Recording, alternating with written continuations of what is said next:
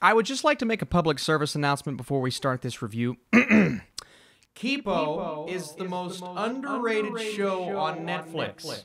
Everyone should watch it. Thank you. What is up, Netflix fans? Welcome back to my channel. Every single weekend we talk the new show or movie on Netflix. We've already had a packed day, but now we're talking one of my more anticipated seasons of the entire year, even though I recently watched Season 1 for the first time. So if you'll notice, I did not get a chance to talk about it on this channel. Smacking myself, everyone told me, Austin, you have to watch this show. I said, I'll get to it, no need to do a review. It doesn't look like it's going to be completely my fault. Should have got on it when I had the chance, but now we have Season 2. How does it measure up to Season 1? This is a non-spoiler review. I need your comments down below, and would you like to see more coverage of Kipo? So the overall premise is simple. It's all about a girl who is exploring the possibilities of this post-apocalyptic world, but in Season 2, she and our group of heroes set out to rescue her friends, family, and her burrow from the clutches of the bad guys. So quick thoughts on Season 1, like I said, I just thought it was fantastic, and you've seen this comparison 1,000 times, but I just rewatched it, so I have to make the comparison. It makes me feel a similar way to how I feel when I'm watching Avatar: The Last Airbender. Granted, the story itself is much different, and the animation, I would compare it more to the more modern animated style. I've seen comparisons to Spider-Verse, and I just like the creativity that goes in that, the color correction, so it looks like that, it feels like that, but like Avatar, you have these abilities that you are coming to terms with, these magical beasts, a grand adventure when you look at it, and sure, some elements are cartoonish on the outside. You may see the creature design and say, wow, it looks like it's a show for kids, and honestly, for so long, that was my mentality. I said, I'll get to it when I get to it, and I got to it, and I was just baffled with how magical this story is, with how wonderful the voice cast is, and we'll talk about here in just a second, and how the story progresses even much more so in Season 2. I don't know if Season 2 has the same level of impact as Season 1 because I was just caught off so off guard, but in terms of where these characters go in Season 2 and how the relationships build a bit more, because that's what we're here for. It's that father-daughter relationship, yes, and that's put in the forefront this season.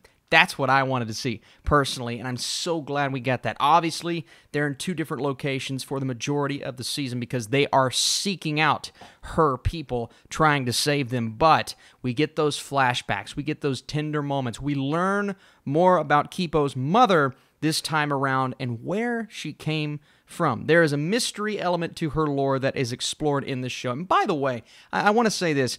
Netflix has been putting out some art, whether it's on their Twitter page or even on the Netflix feed, and I'm not going to include that in this video because it's spoilerific. It gives away certain plot details. I'm just like, Netflix, what are you doing? I mean, I know one can assume that it goes in that direction, but there are moments that happen in this season that I would have been more caught off guard with, but I saw the artwork, and I said, well, I knew that was going to happen, so that's a bit of a bummer, and it's also a show that Netflix just doesn't seem to market. I don't want to say doesn't seem to care about, but doesn't seem to market as hard as some of its other animated shows. You have the Dragon Prince, things like that, that has this massive fan base, but Kipo has a good fan base, has a passionate fan base. I've been seeing that on Twitter all day today, and I think this show deserves to be pushed to the forefront a bit more. If you're asking without giving away spoilers, Austin, is the show going to continue? I will not give away why I believe it will, but I absolutely believe it will. They leave us on a bit of a cliffhanger at the end of Season 2, even though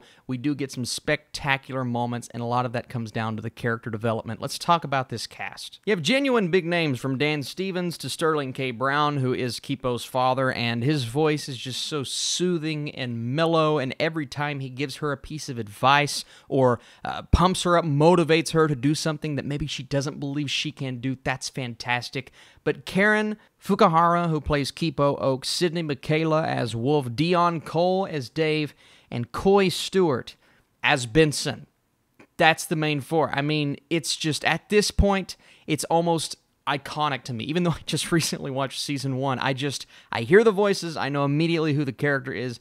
They suit their characters so well, and the world is so much more expansive this season. It seems more complex in nature, and there are a lot more things introduced, and from that, there can be a convoluted element when it comes to the plot, and there are a few episodes within this season that weren't as smooth or streamlined as season 1 was as a whole.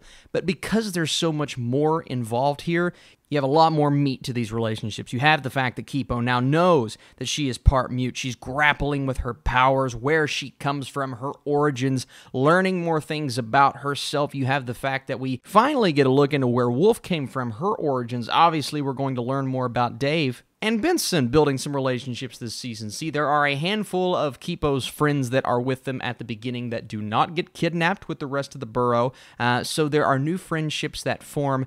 They're not with our group the entire way, and a part of me wanted to see them, but then a part of me is like, okay, I like sticking with the original group, but the hijinks, and I use that word lightly because it is serious at times, but the hijinks they find themselves in every single episode, which is so much fun. I mean, where the first season took place mostly on the surface world, and you keep learning about the mutes, the fact that things are so much different up here than it was down there. This season is much more Kipo's quest, learning about her abilities, discovering about her past, like I said, how that is tied to certain individuals, and how the villains go from what they were in season 1, which was fun enough, but they're much more fleshed out. They're tied to her parents in a very specific way, and we get an in-depth look into what makes them tick, what makes certain characters that come to life even much more so this season do what they do, and it's the motivations, it's the writing. Okay, that's what makes this show good. That's what makes it stand out beyond a lot of other animated shows.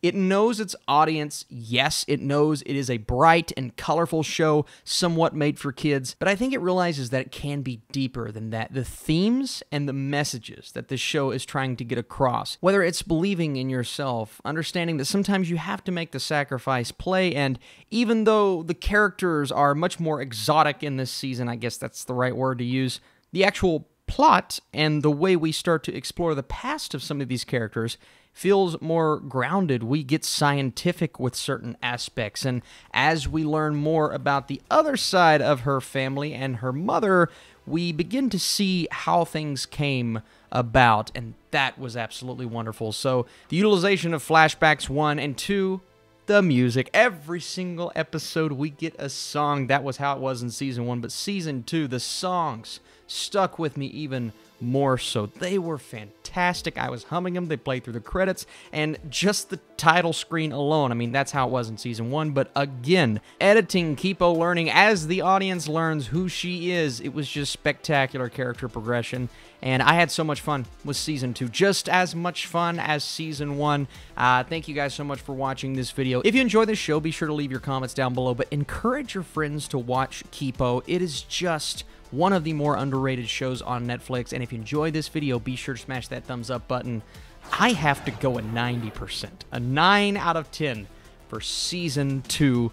Just a great time. I can't believe I'm going so high with my score. I went just as high for season 1. Both seasons are spectacular. One of, if not the best shows I have seen this year. I kid you not, guys. So if you've not watched Kipo and the Age of the Wonder Beasts, get on that. Thank you guys so much for watching. I'll be back tomorrow morning with a review for The King of Staten Island.